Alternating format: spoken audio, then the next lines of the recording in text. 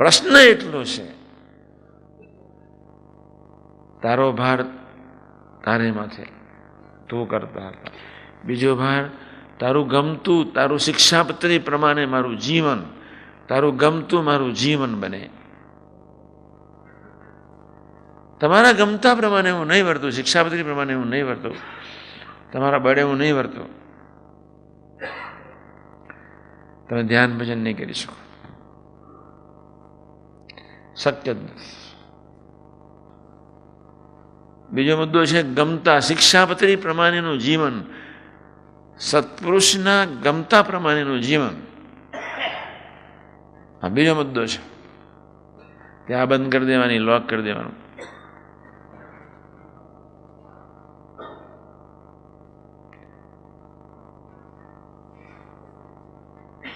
ચાવી પોતાની પાસે રાખવાની જ નહીં.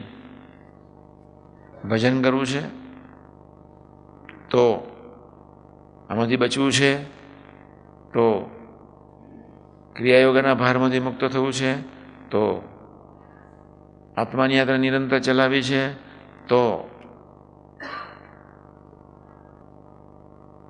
કોઈ પણ ભોગે 2-5 મહિનામાં, 6 મહિનામાં, હું તમને આજે બી નથી કહેતો તમે આજે ભજન કરો, 6 મહિનામાં શાંતિથી 6 મહિનામાં 30 મિનિટ ભજન કરી શકીએ એવા તો આપણે થવું છે.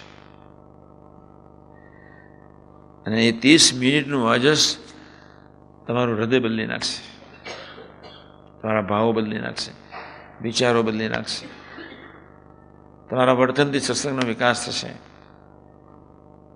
કોઈને કશું કહેવું જ નહીં પડે, ઓટોમેટિક તમારી સાથે બધાને પ્રીતિ થશે. 30 મિનિટનું ભજન સવારે જ્યારે સ્વરૂપયોગ કરવા જઈએ ત્યારે, બેઠા હોઈએ ત્યારે, ડેરીએ બેઠા હોઈએ ત્યારે આપણે આટલે પહોંચવું છે.